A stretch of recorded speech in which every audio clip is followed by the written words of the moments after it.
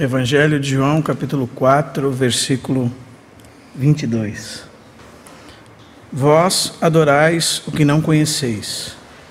Nós adoramos o que conhecemos, porque a salvação vem dos judeus. Mas vem a hora, e já chegou, em que os verdadeiros adoradores adorarão o Pai em espírito e em verdade. Porque são estes o que o Pai procura para seus adoradores. Deus é espírito, e importa que os seus adoradores o adorem em espírito e em verdade. Irmãos, avançando com o mesmo pensamento, o mesmo espírito que o Israel compartilhou semana passada, sobre o caminho que Deus traçou para o relacionamento com o homem, eu gostaria de seguir nessa mesma linha, com a ajuda do Senhor, e colocar diante dos irmãos aquilo que a Bíblia descreve sobre a personalidade de Deus. E, em especial, o apóstolo João, ele descreve Deus com 3 afirmativas que nenhum outro fez. E a primeira delas é o que os irmãos encontram no verso 24. Deus é Espírito.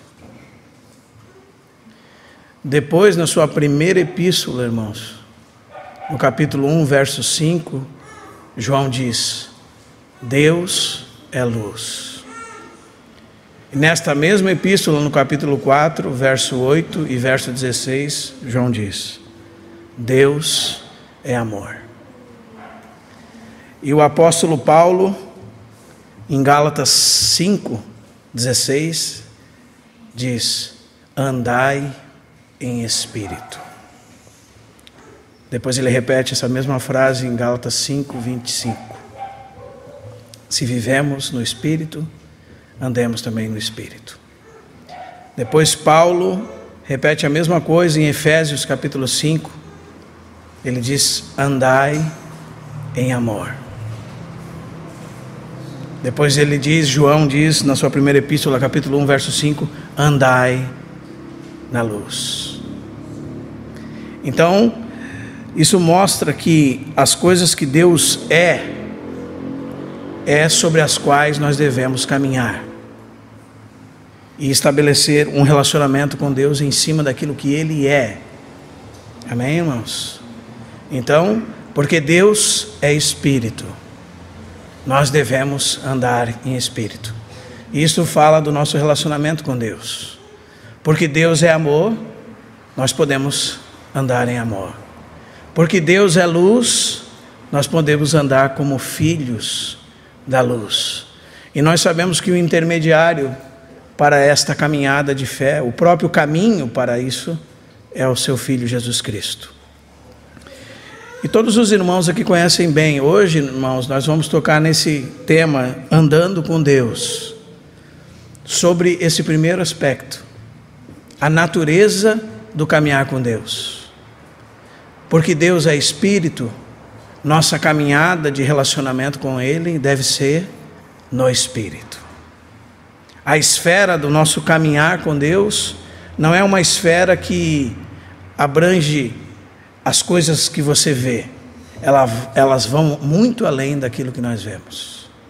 Por isso que a palavra de Deus faz nos atentar para isso, para que cada um de nós atentemos que a natureza de Deus é uma natureza espiritual. Então hoje, com a ajuda do Senhor, nós gostaríamos de ver juntos isso. Qual é a natureza do nosso caminhar? Qual é a natureza da nossa relação com Deus? E você pode ter certeza, irmão, irmã, que a natureza da nossa relação com Deus vai muito além do natural, do humano, do carnal. É uma natureza de relacionamento espiritual. E para isso você precisa perceber que nós estamos tratando de um Deus que a palavra de Deus diz, por exemplo, em Colossenses 1,15, que é invisível. Também Paulo usa essa mesma expressão em 1 Timóteo 1,17. Ao Deus eterno, imortal, invisível, Deus único. E João, no seu Evangelho, no capítulo 1, diz assim, que o Deus, esse Deus eterno, ninguém jamais viu. E foi revelado aos homens pelo seu Filho Jesus Cristo. Então nós gostaríamos de ver, irmãos, que a natureza de Deus é uma natureza invisível, que transcende qualquer lugar de morada ou de adoração. E é exatamente o que Jesus está tratando com essa mulher aqui, do capítulo 4 de João. Os irmãos conhecem bem esse capítulo. Jesus, depois de ter sido rejeitado pelos judeus, ele decide então ir de volta para a Galileia. E a Bíblia diz que era necessário passar por Samaria. E quando ele estava próximo de uma cidade chamada Sicar, ele parou à beira de um poço e tinha sede. E esta era a hora sexta, uma hora que ninguém da cidade sai para tomar água, tirar água do poço. Mas lá você encontra o encontro de um homem solitário e desprezado com uma mulher solitária e desprezada. Talvez ela ia naquele lugar, naquele momento, porque em nenhum outro momento do dia seria bom que ela fosse, porque ela poderia ser rejeitada pelos aqueles que estavam tomando água, ou ela mesma não gostaria de ser vista por ninguém. Então é uma situação aqui muito interessante que nós temos, porque agora o Senhor se volta para os samaritanos e a salvação chega para eles. E chega para essa mulher, uma mulher de uma vida muito difícil, uma mulher que tinha uma sede insaciável, uma mulher que a sua sede, ela tentou saciar com muitos amores. O Senhor disse para ela que 5 maridos ela já havia tido, e o que ela tinha naquele momento não era marido dela. Então, você encontra uma mulher que, além de ser uma samaritana, uma mestiça, daqueles que foram tomados entre as 10 tribos e levados cativos, e o rei da Síria, naquele momento de deportação dos homens de Israel, trouxe estrangeiros que se misturaram com o povo de Deus e criaram um sincretismo religioso, criaram um novo lugar de adoração. Não acreditavam nada além do Pentateuco. Esses eram samaritanos. Para os judeus, homens impuros. Alguns diziam que suas filhas, mulheres, já nasciam menstruadas e por isso eram impuras desde o nascimento. Então nós estamos diante de realmente uma pessoa totalmente desprezada pelos judeus. Mas o Senhor da glória, irmãos, o Deus que se fez homem, tomou sobre si natureza humana, decidiu que naquele dia, ao meio-dia, ele se encontraria com essa mulher. E desde toda a eternidade isso já estava escrito no coração de Deus, que um dia o Deus eterno se tornaria um homem e encontraria uma pessoa desprezada, mostrando que nós somos como essa mulher. Amém? Então, quando ela vê que ela é desnudada pelo Senhor na sua situação, irmãos, ela começa a falar de teologia com ele. Nossos pais dizem que é nesse lugar que devia se adorar. Os judeus dizem que é em Jerusalém. Aí você tem a resposta de Jesus: mulher, vem a hora. E essa hora é muito peculiar no Evangelho de João, irmãos. Porque normalmente quando João fala de hora, João fala da hora da morte, da ressurreição e da ascensão do Senhor. A hora gloriosa. Ninguém o impediria dessa hora, ele disse. E ele diz que essa hora já estava sendo antecipada para ela. Ele estava se revelando para ela.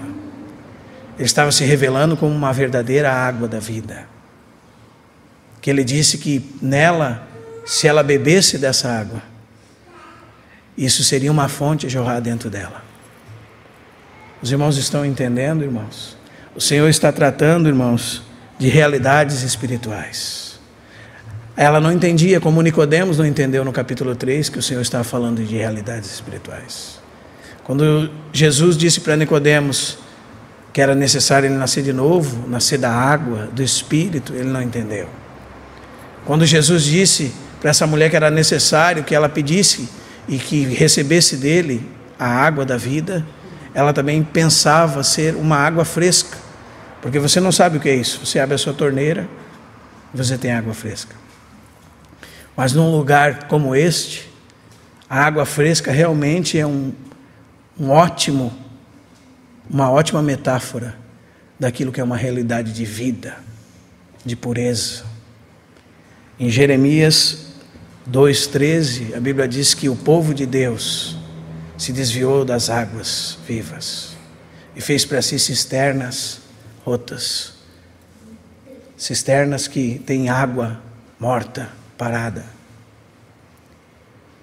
E Jesus estava diante de um poço de 30 metros de profundidade, irmãos, e que no fundo dele havia um olho d'água, uma nascente de água. E essa mulher estava ali diante dele e ele diz: se conheceras o dom de Deus e aquele que fala contigo, me pedirias, e ele te daria a água da vida. E essa água se tornaria em você uma fonte a jorrar para a vida eterna. E os irmãos sabem, no capítulo 7 desse mesmo evangelho, que essa água simboliza o Espírito de Deus, não é? Quem tem sede, venha a mim e beba. Aquele que crê em mim, do seu interior fluirão rios de água viva. E a Bíblia diz isso, dizia com respeito ao Espírito que haviam de receber. E diz, porque o Espírito ainda não havia sido dado, porque Jesus não havia sido glorificado. Mas onde Jesus está, irmãos, está essa água. Porque a palavra diz que Deus não lhe deu o Espírito por medida. Nele havia a plenitude do Espírito Santo. E Ele próprio era essa vida que ela necessitava. Então esse Deus invisível, irmãos, veio a ser revelado na pessoa do seu Filho Jesus Cristo. Colossenses fala isso para nós, não é? Que Jesus é a imagem do Deus invisível, o primogênito de toda a criação. Hebreus 1,3 diz que Ele é o resplendor da glória, a expressão exata do ser de Deus. João capítulo 1, versículo 18 diz que ninguém jamais viu a Deus, porque Deus é Espírito, é o Deus invisível, mas o Filho unigênito o revelou. E no capítulo 14, verso 9 desse mesmo evangelho, 8 e 9, Filipe diz para Jesus: Jesus, Senhor, mostra-nos o Pai, isso nos basta. E Jesus diz para ele: Filipe, há tanto tempo estou convosco e não me tendes conhecido? Quem vê a mim, vê ao Pai. Como dizes, mostra-me o Pai. Os irmãos entendem, irmãos? O Senhor nos chamou, irmãos, para um relacionamento espiritual. E para isso Ele proveu tudo o que nós precisamos. Deus é Espírito. Deus transcende tudo que é natural. Você não adora mais a Deus agora aqui ou ali, em Jerusalém, ou no Monte Gerizim, naquele monte onde seriam proclamadas as bem-aventuranças, naquele monte onde Abraão levantou o primeiro altar ao Senhor. Não é mais ali. Importa que os que o adorem em espírito e em verdade. Então nós precisamos notar qual é a natureza do nosso relacionamento com Deus. Deus é Espírito, andai em Espírito. Então, irmãos, como é que nós podemos entrar nessa realidade espiritual?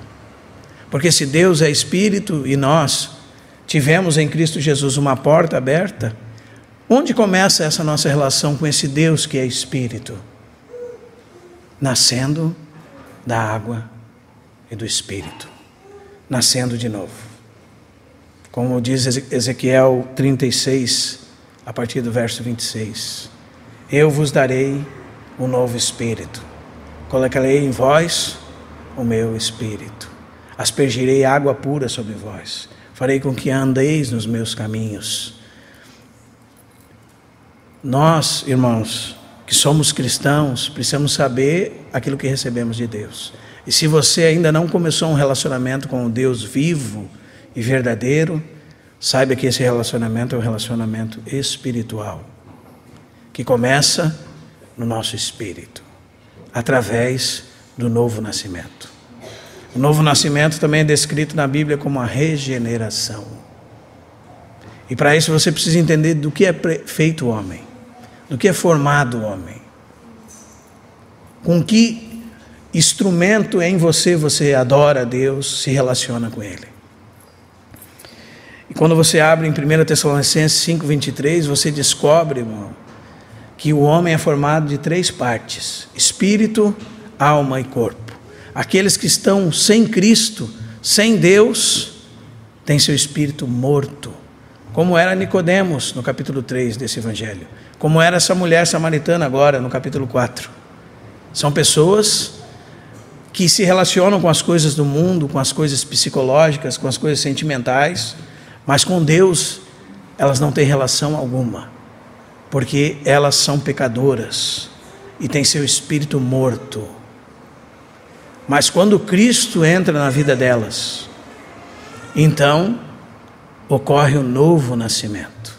O espírito delas renasce para Deus. Então você pode estar aqui essa noite num culto religioso, onde você ouve a mensagem de Deus, mas você ainda está desconectado de Deus, porque você não nasceu de novo. Você pode até ter nascido num lar que fala de Deus, que fala de Jesus Cristo, num lar cristão, e mesmo assim não ser nascido de novo, não ser nascido do alto. E é isso que disso depende o seu destino eterno. Se você não tem a Cristo, você está perdido eternamente. E se você morrer hoje, você estará perdido eternamente. Então precisamos entender qual é a porta que abre esse relacionamento com Deus. E quando nós passamos nessa porta, o que acontece conosco? Nós somos regenerados. Então, irmãos, depois que o Espírito Santo aplica esse novo nascimento em nós, então agora você é um homem em plenitude, como Deus queria, com espírito regenerado, com alma e com corpo. E no seu corpo você tem todos os sentidos que você se relaciona com o mundo. Na sua alma você recebe conhecimento, emoções, tem vontades, mas é só através de um espírito regenerado que você pode adorar a Deus. E se você não tem essa experiência com Deus, hoje é um dia de você ter essa experiência com o Senhor Jesus Cristo. Não saia daqui sem restabelecer essa comunhão com o Senhor. Não por causa daquilo que você ouviu de Jesus, ou por o ambiente religioso que você está, você é salvo. Você só é salvo se você tiver um novo espírito. E nesse momento que você tem um novo espírito, é um momento que Deus te gera do alto, pela fé em Jesus Cristo. E aqueles que são gerados de Deus, são filhos de Deus. E dentro deles há testemunho que eles são filhos de Deus. E agora eles têm relação com o Pai Celestial. Por isso que Jesus diz aqui: vem a hora e já chegou que os verdadeiros adoradores adorarão ao Pai. Agora o Senhor Deus é Pai deles. Não é um Deus de longe, irmãos. É um Deus de relacionamento, como Isa disse semana passada. O Deus que construiu um caminho para se relacionar conosco. Então, qual é a natureza desse relacionamento que nós temos com Deus? Como é que nós podemos andar com Deus? Deus é Espírito. Andai em Espírito. Amém? Quem é que veio revelar a Deus para cada um de nós, irmãos? O Senhor Jesus Cristo. Não há outro caminho. Paulo diz que não há outro mediador entre Deus e os homens. Jesus Cristo, o homem. O Deus, o verbo de Deus, como diz João, que estava com Deus e que era Deus, que estava no princípio com Deus, e este pelo qual todas as coisas foram feitas, e sem ele nada do que foi feito se fez. E a vida de Deus estava nele, a Bíblia diz. E a vida é a luz dos homens. E essa luz resplandece nas trevas, e as trevas não podem prevalecer contra ela.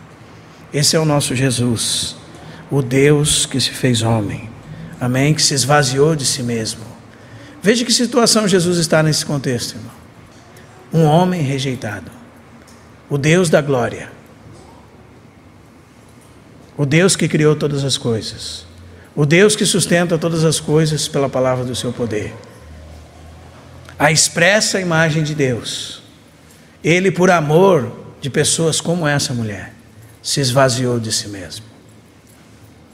E assumiu forma de servo, tornando-se semelhança de homens. E foi reconhecido em figura humana.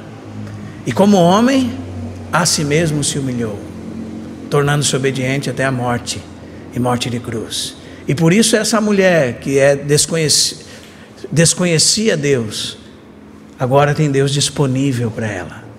E a mesma coisa que aconteceu com cada salvo aqui. Deus se tornou disponível a nós, na pessoa do seu Filho Jesus Cristo.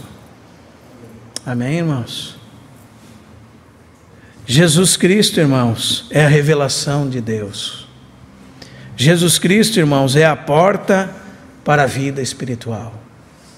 Como diz em João, capítulo 10, versículo 7. Como Isa citou, capítulo 14, verso 6 de João, Jesus Cristo é o caminho, é a verdade, é a vida. E ninguém pode ir ao Pai, a não ser por meio dele. Amém? Ele veio trazer a realidade de Deus aos homens. Jesus Cristo, como diz João capítulo 3, verso 35, é o verdadeiro alimento espiritual. Jesus Cristo, como diz esse texto, é a água da vida. Aquele que o recebe, nele o Senhor se torna uma fonte a jorrar para a vida eterna. E essa fonte, irmãos, está disponível a todos os homens. Amém? Então como é que nós nos relacionamos com Deus? Como é que nós andamos com Deus?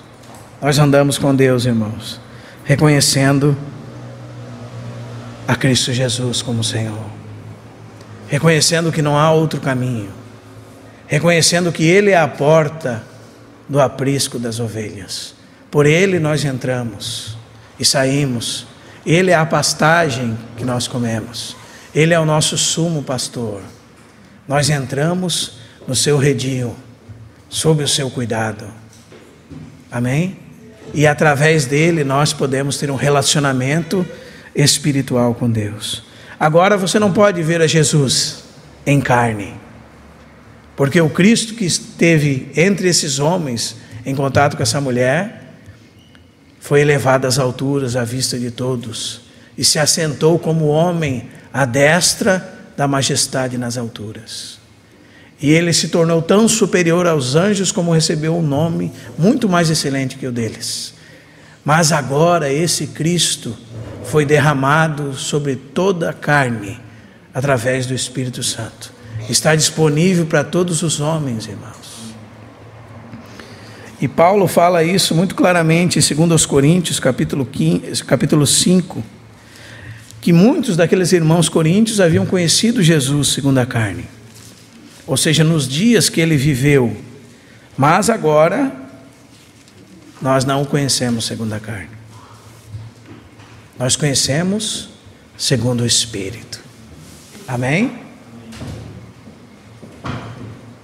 Mas eu gostaria de frisar para você, irmão e irmã aqui presente, que Deus ser Espírito não significa que Ele é abstrato, não significa que Ele é um conto de fadas, algo da sua imaginação, não significa nada disso.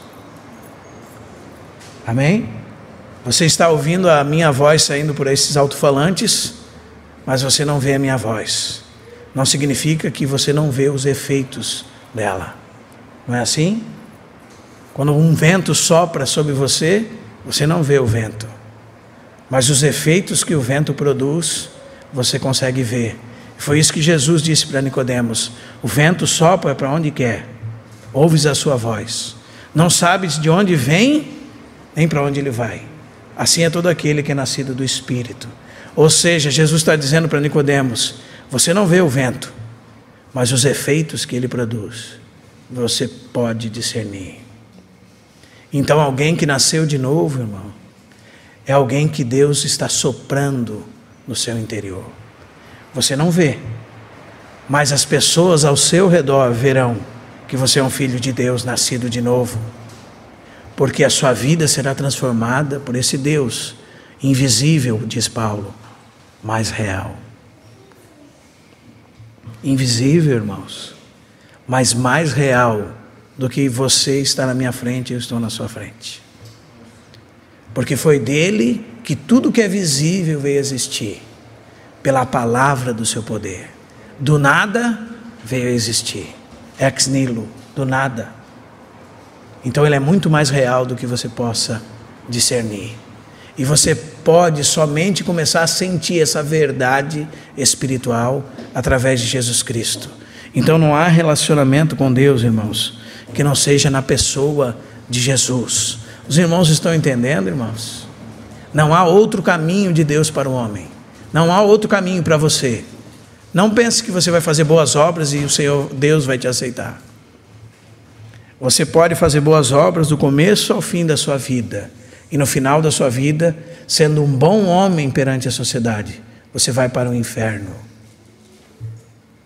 Mas se você receber a Cristo como seu Senhor e seu Salvador, então, irmão, você tem a sua eternidade garantida em Deus.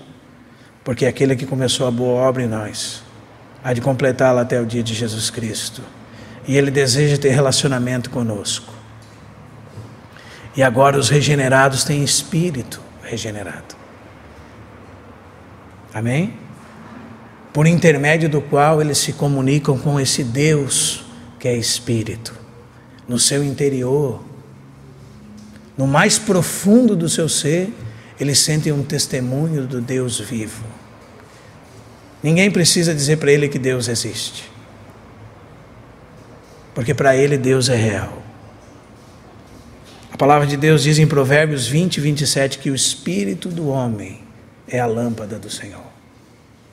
A luz de Deus vai resplandecer em você através do seu espírito regenerado. E não confunda o espírito do homem regenerado com o espírito de Deus, porque são duas coisas distintas. O espírito regenerado é algo que em você estava morto, uma lâmpada sem luz. Então o Senhor veio ao seu espírito e deu vida. Mas não somente isso. Além disso, o espírito dele veio morar em você. E quando esse espírito veio morar em você, o Pai e o Filho, na pessoa do Espírito Santo, veio habitar em você. Então é algo muito grandioso que aconteceu conosco, irmãos. O que Deus fez para se relacionar conosco. Nós estávamos mortos, como diz Efésios 2:1, em delitos e pecados. E Ele nos deu vida. E Ele nos regenerou. Amém? O Senhor Jesus foi expiação pelos nossos pecados, tomou o nosso lugar. Por que que Deus não pode cobrar mais a conta de você? Porque o Filho dele pagou o nosso pecado, e sobre ele, por causa das nossas transgressões, ele foi morto, e por causa da nossa justificação, ele ressuscitou dentre os mortos. Não há dívida nossa diante de Deus. O Filho de Deus pagou a nossa conta. Por isso nós podemos estar agora justificados diante de Deus. E porque nós somos justificados, nós fomos declarados santos. Porque nós somos santos, nós fomos reconciliados com Deus mediante a morte do seu Filho. Temos paz com Ele. Agora se restabeleceu o nosso relacionamento com Ele. E é um relacionamento além daquilo que nós podemos ver, irmãos. Tem pessoas que esperam que o seu relacionamento com Deus esteja baseado somente no seu choro, na sua comoção, na música triste que ele ouviu. Não tem nada a ver com isso, irmão. Ainda que quando nós somos tocados por Deus no Espírito, nós nos comovemos, nós nos alegramos, e isso move a nossa alma. Mas as coisas de Deus são mais profundas do que as nossas emoções. Não fique no campo das emoções, irmão. Você pode viver a vida inteira em reuniões, chorando, e no final da sua vida você perceber que você não tem a Cristo. Não fique no campo das suas emoções. O espírito do homem é onde Deus fala, onde a luz brilha, onde há comunhão, onde você tem discernimento das coisas de Deus, algo que vai além da sua razão humana, ainda que às vezes todas as coisas ao seu redor cooperam para alguma decisão que você deva tomar, o Senhor acende uma luz vermelha dentro de você, e aquilo está te impedindo de fazer, porque o Senhor está dando discernimento para você, que ainda que aparentemente aquilo que seja bom, lhe levará à ruína, lhe levará para longe de Deus, para a perdição, e o Senhor vai alertando nós. Agora nós temos espírito regenerado, agora nós devemos andar em espírito, nesse relacionamento profundo com Deus.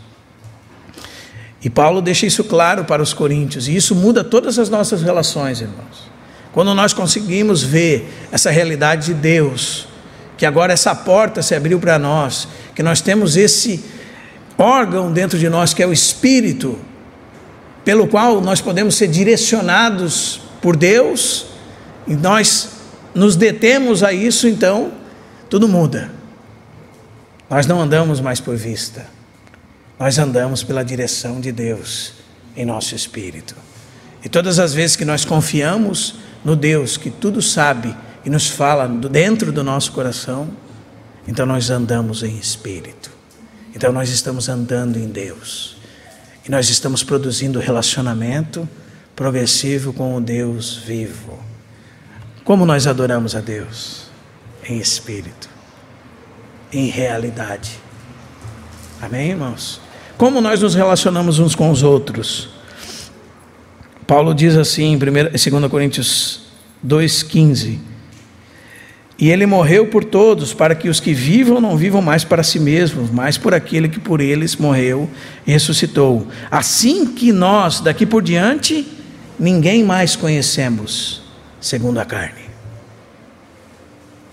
E Paulo continua: e se antes conhecemos Cristo segundo a carne, ou seja, algum desses irmãos poderia estar com Cristo nos dias da sua carne, agora já não o conhecemos desse modo.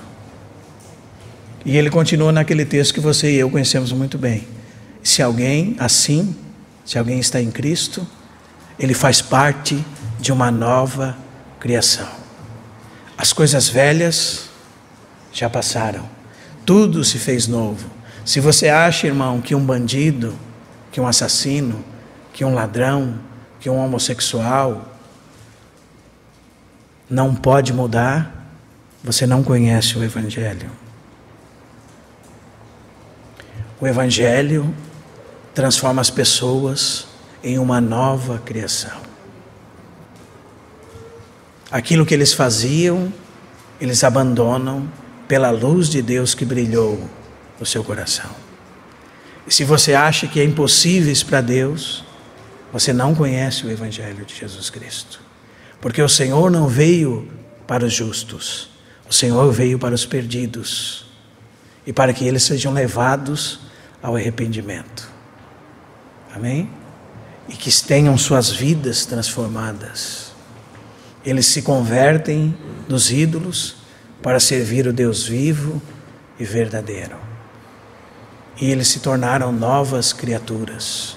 Então nós agora temos olhos espirituais, capacidade espiritual, capacidade de não ver as coisas mais segundo a carne, mas segundo o Espírito. E Paulo fala isso em 1 Coríntios 2, né, irmãos? Ora, o homem natural,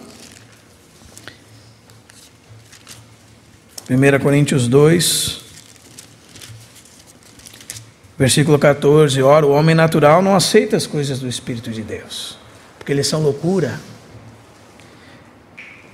e não pode entendê-las, porque elas são discernidas espiritualmente. Porém, o homem espiritual julga todas as coisas, e ele mesmo não é julgado por ninguém. Pois quem conheceu a mente do Senhor? E Paulo diz que o posso instruir. Nós, porém, temos a mente de Cristo. Irmãos, toda a nossa miséria, toda a nossa pobreza, todas as nossas lutas, dizem respeito a nós não termos atentado para aquilo que recebemos de Deus. Às vezes nem sabemos o que recebemos. Nem sabemos as riquezas insondáveis que temos em Cristo Jesus. Não temos nem ideia. Não temos ideia do que a cruz produziu para nós. Não temos ideia do que a ressurreição de Cristo produziu para nós. O que Ele conquistou para nós, para vivermos por Ele, para Ele. Amém? Por meio dEle. Vivermos agora uma vida que procede dEle, que é vivida através dEle, e que o objetivo final é Ele mesmo. Esse é o seu relacionamento com Deus. Se o seu relacionamento com Deus não passa por isso, você não tem relacionamento com Deus. Você pode reunir, pode ser religioso, mas se o seu relacionamento não nasce em Cristo, não vem e é exercido por meio de Cristo, e com o objetivo que Cristo seja o Rei sobre todas as coisas, você não tem relacionamento nenhum com Deus. Amém? Os irmãos estão entendendo, irmãos? Deus é Espírito. Importa que aqueles que o adorem em Espírito. Paulo está tratando isso na sua epístola aos Gálatas. Os Gálatas já conheciam a Cristo e receberam o Espírito, diz Paulo, não por obras da lei, mas pela pregação da fé. Mas agora estavam se apartando de Cristo, irmãos. E esse é um perigo que todos nós corremos. Depois que conhecemos a Cristo, depois que já caminhamos um tempo com Cristo, largar mão das coisas de Deus no nosso espírito para nos movermos naturalmente. Abandonamos o Senhor. Ficamos com a religião. Ficamos com práticas religiosas, onde o Senhor já não está mais. E esse é um dos sinais da apostasia dos nossos dias. Paulo diz que é a aparência de piedade. Piedade na Bíblia é isso, irmão. É vida cristã. Muitas vezes nós temos a aparência de piedade, mas negamos a sua realidade, a sua eficácia. Isso Paulo diz em 2 Timóteo 3, que nos últimos tempos os homens seriam amantes de si mesmos, desobedientes aos pais, jactanciosos. E ele continua numa lista grande, ele disse, tendo aparência de piedade, porém negando a sua eficácia. Ou seja, há uma aparência de religiosidade, de vida cristã, mas não há realidade interior. Ainda que você tenha o Espírito de Deus, você não vive por Ele, você vive naturalmente. Então, se nós queremos construir um relacionamento com Deus, irmãos, precisamos estar de olho no que a Bíblia diz. Esse relacionamento vai além da vida natural. Amém? 2 Coríntios capítulo 4,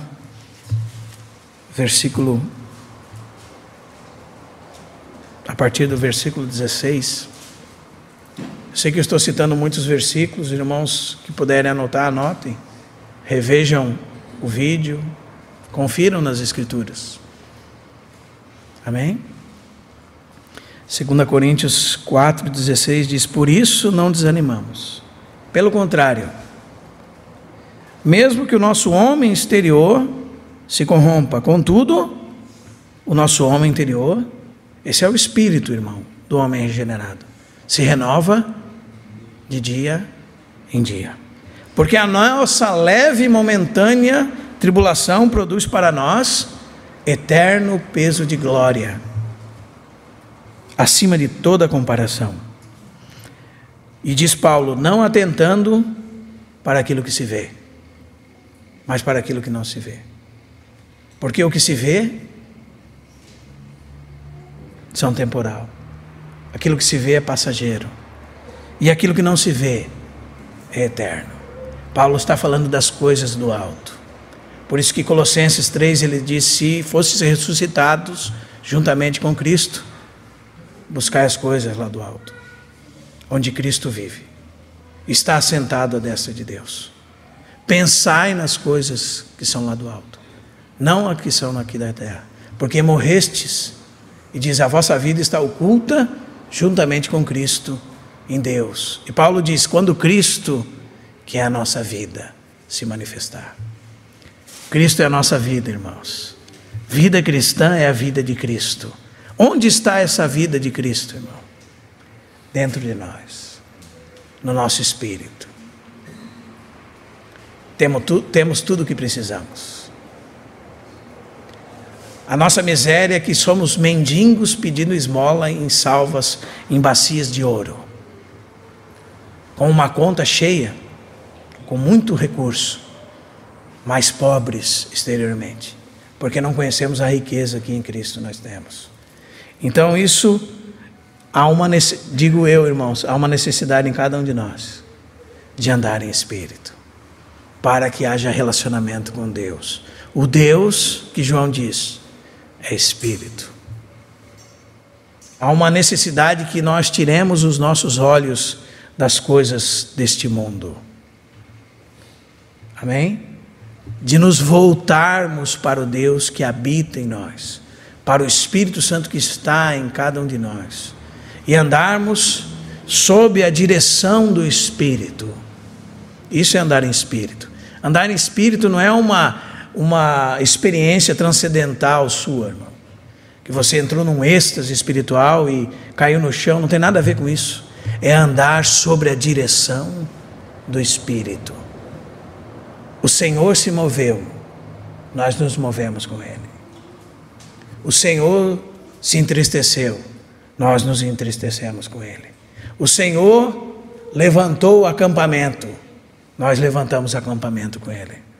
Nós nos movemos, não pelas coisas que nós vemos, não pelo ambiente que nos está propício. Muitas vezes aquilo que nos parece ser bom são laços de morte contra nós. Não é? O Xande leu um texto de Romanos, capítulo 8, que expressa muito essa verdade. Agora, irmão, você tem o Espírito de Deus, se você é um crente? Tem. Você tem o Espírito regenerado? Tem. Mas nós podemos dizer que a nossa vida cristã, nesse momento, está entre dois chamamentos. Se por um lado você tem o Espírito de Deus dentro de você, e que você tem toda a capacidade dentro de você, pelo outro, na sua carne não habita bem nenhum. O pecado reside em você. O mal está dentro de você. O veneno da serpente ainda está dentro de você.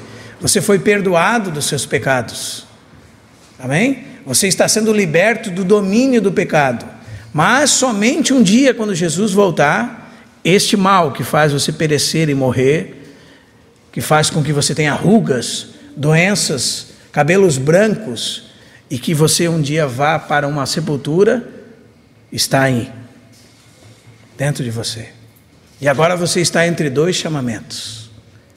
E graças a Deus, porque a graça traz de volta a capacidade de você responder apropriadamente a Deus. Então é como se você estivesse no meio entre dois chamados. Num lado está o Espírito de Deus, no outro o pecado. E você está no meio, sua alma está no meio. Depende de onde você tem posto o seu coração, de onde você tem posto os seus pensamentos.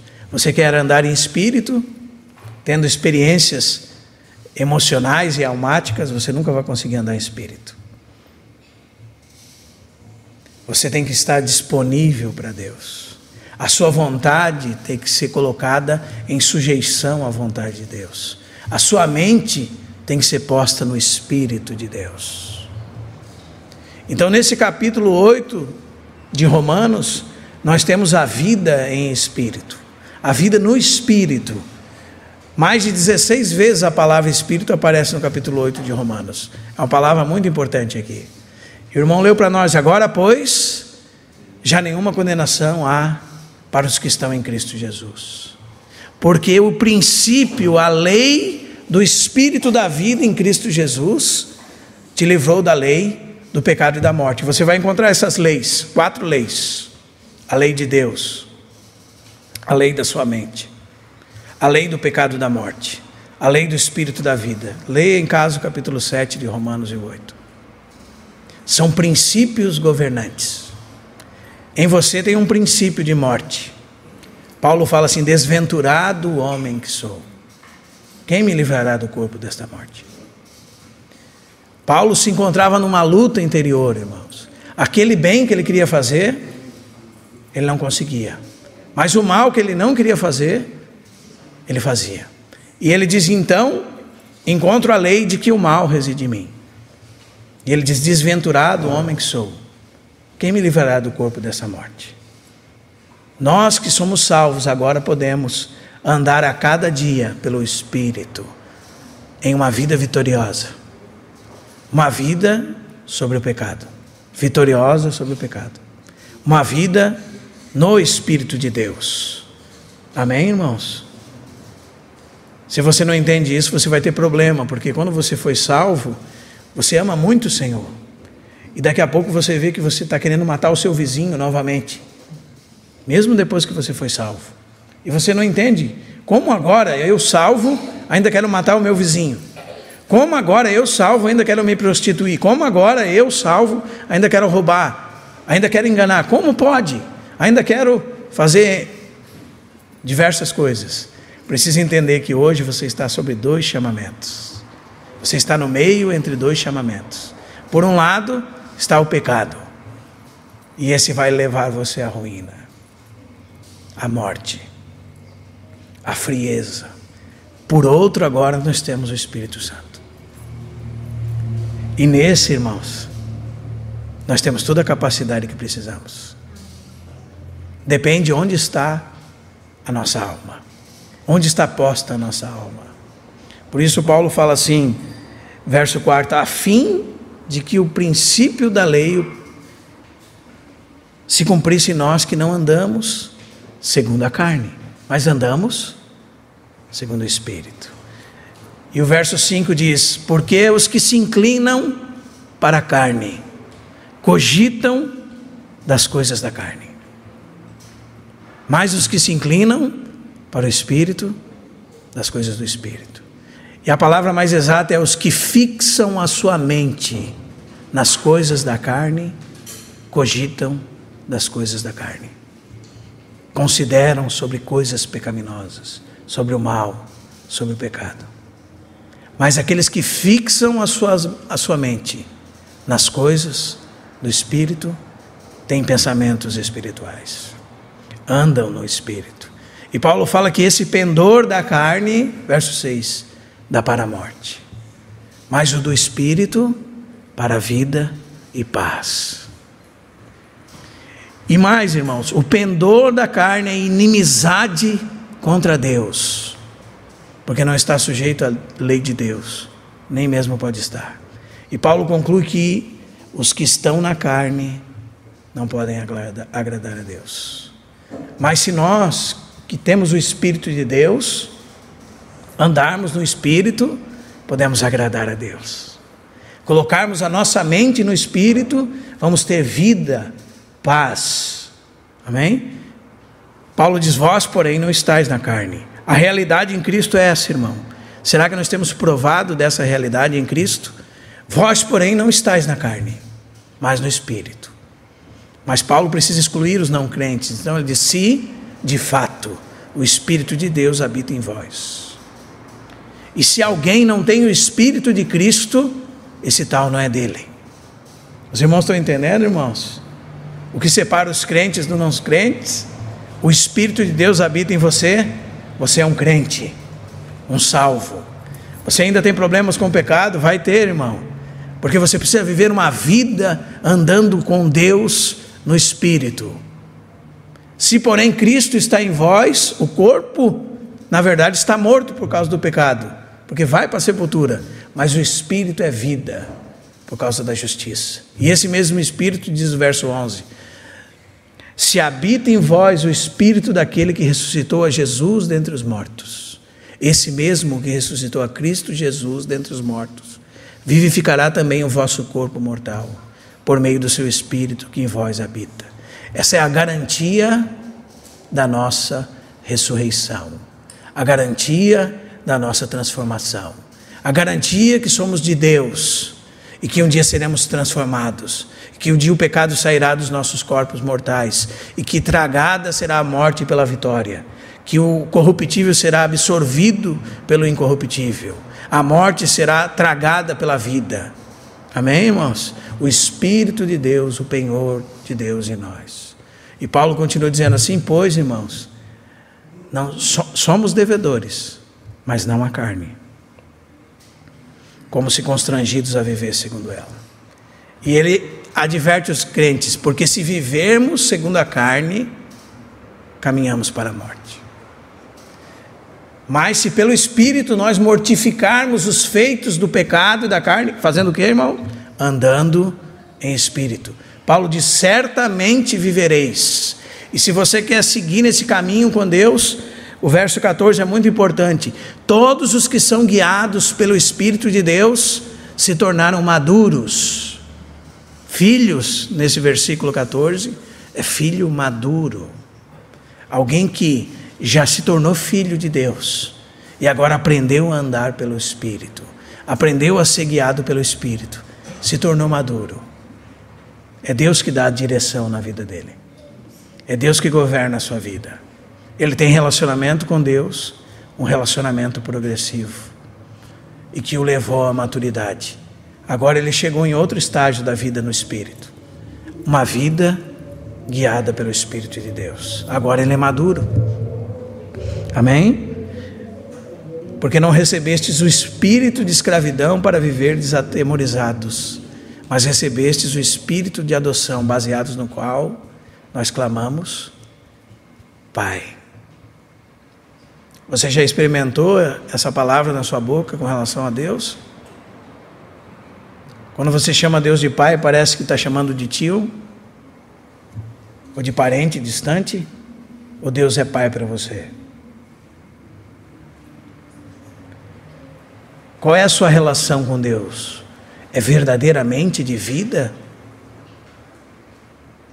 A Bíblia diz que o próprio Espírito de Deus testifica dentro de nós que nós somos seus filhos. Há um testemunho interior, irmãos. Amém? E se nós somos filhos, Paulo fala no verso 17, somos herdeiros. Herdeiros de Deus e co-herdeiros com Cristo. Se com Ele sofremos, porque sofreremos nesse mundo, também com Ele seremos glorificados. Os irmãos estão entendendo, irmãos? Isso é vida que anda em Espírito. E se nós queremos andar com Deus, irmãos, em um relacionamento com Deus, precisamos andar em Espírito. Se Deus é Espírito, precisamos andar em Espírito. Jesus Cristo foi a porta. Agora você está entre dois chamamentos. Guarde isso no seu coração. E que resultados você vai ter de uma vida no Espírito? Você não será mais enganado. Você terá discernimento. Discernimento é uma capacidade espiritual de juízo, de julgamento sobre as circunstâncias. E só aqueles que andam no Espírito têm discernimento espiritual. Então você saberá fazer boas escolhas em todas as áreas da sua vida, porque você tem discernimento espiritual. Você não será enganado por ninguém. A pessoa está contando uma história que é mentira para você. E como dizia o irmão Otmani, os homens espirituais ouvem aquilo que a pessoa diz e aquilo que ela não diz com aquilo que ela está dizendo. Porque eles ouvem o que ela está dizendo, que pode ser mentira e muitas vezes é, mas eles ouvem aquilo que ela está dizendo sem dizer, porque são espirituais, porque andam no Espírito e não são enganados, porque estão relacionando-se com Deus no Espírito e por isso não são enganados. Então muitas vezes nós ouvimos muitas coisas e algumas nós temos que aprender a não dar bola, porque são coisas que não são verdade. Precisamos ouvir aquilo que as pessoas não dizem, mas elas estão dizendo. Isso é um resultado, irmão, de alguém espiritual, que tem relacionamento com Deus. Você tenta contar a maior história na cabeça do irmão, da irmã, e você percebe que a pessoa não engoliu sua história, porque é um homem espiritual. porque tem discernimento espiritual. E esse é o resultado de andar com Deus. O Deus que discerne todas as coisas, que sabe todas as coisas, que sabe quem você é e coisas de você que você nem sabe que você é, mas Ele já sabe. Então, quando nós estamos em relacionamento real com Ele, temos vida no Espírito, temos intuição. Isso vai muito além do conhecimento. Você pode, a partir de hoje, decidir assim: eu vou ler todos os livros cristãos que eu puder até o final da minha vida, e você ser alguém nécio, ignorante, tolo, com a cabeça cheia de conhecimento e sem sabedoria. Sabedoria é algo espiritual. Sabedoria é um dom dado por Deus, que a Bíblia diz em Tiago 1, que aquele que não tem, peça a Deus, né? E 1 Coríntios 2 diz que essa sabedoria estava oculta desde os séculos, foi dada para a glória da igreja, daqueles que são crentes, que andam no Espírito, e que confunde, e que faz ser loucura toda a sabedoria do mundo. Deixa os sábios do mundo confusos, deixa eles loucos. E foi dada para você e para mim, pelo Espírito de Deus, quando nós andamos em Espírito. Sabedoria é bem diferente de conhecimento, irmãos. Você pode, por exemplo, conhecer toda a lei, ser um ótimo advogado, conhecer todos os códigos penais, tudo, e não ter sabedoria de julgar nada, nem decidir sobre a sua vida. E é isso que nós vemos no mundo hoje, irmãos. Homens que têm doutorado, pós-doutorado, são presidentes de empresas e sua vida familiar é destruída, sua vida relacional é destruída. Ele não consegue enxergar o que é prioridade de vida, porque não tem o Espírito, porque não tem sabedoria.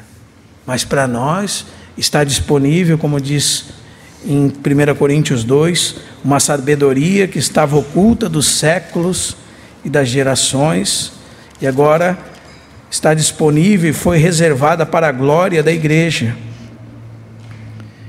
Capítulo 2 de 1 Coríntios, versículo 7. Disponível para você e para mim. Esse é um resultado de andar em Espírito, de se relacionar com Deus. Um outro resultado, que em você se produzirá o fruto do Espírito Santo. Porque se você anda em Espírito, o fruto do Espírito aparecerá em você. E aí você está dobrando o joelho e dizendo assim: Senhor, me dá mais amor pelo fulano. Como se amor fosse... Espera aí, o Senhor vai abrir a gaveta do amor. Pega um pouco de amor e dá para você. Senhor, me dá alegria. Daí o Senhor abre a gaveta da alegria. Pega a alegria, pega um pouco mais de alegria. Mas a palavra de Deus não fala assim, irmãos. A palavra de Deus diz que se nós andarmos em Deus, no Espírito, o fruto do Espírito vai se manifestar em nós. E o fruto do Espírito naturalmente vai se manifestar em nós. Nós vamos precisar pedir, não vamos precisar pedir para amar alguém. Nós vamos amar porque o fruto do Espírito, que é o amor, se manifesta em nós. O fruto do Espírito, que é a alegria, se manifesta em nós. Amém? O fruto do Espírito, que é a paz, se manifesta em nós. Amor, alegria, paz, longanimidade, paciência, benignidade, bondade, fidelidade. Você não será mais um traidor. Você será fiel. Porque o fruto do Espírito é a fidelidade. Amor, alegria, paz, longanimidade, benignidade, bondade, fidelidade, mansidão. Ó Senhor, me dá mansidão. Aí o Senhor abre a gaveta da mansidão. Nós precisamos andar com Deus, irmãos. As coisas de Deus não são por osmose, não vão cair do céu como um presente para você. Elas já foram dadas em Cristo e já estão disponíveis para um relacionamento progressivo com o Deus vivo, no Espírito Santo. E quando você tiver um relacionamento progressivo com Deus vivo, no Espírito Santo, estas coisas vão brotar de você, como fruto de uma árvore. Amém? São características de Cristo. A justiça, a alegria, coisas que constituem o reino de Deus, como Paulo fala em Romanos capítulo 15. O reino de Deus não é comida nem bebida, mas justiça e paz e alegria no Espírito Santo. E quando nós começamos a caminhar aqui, assim, Paulo diz, aquele que deste modo serve a Cristo é agradável a Deus e aprovado pelos homens. Há testemunho, irmãos, amém? De uma vida no Espírito. Ninguém pode negar o testemunho de uma vida no Espírito. Amém?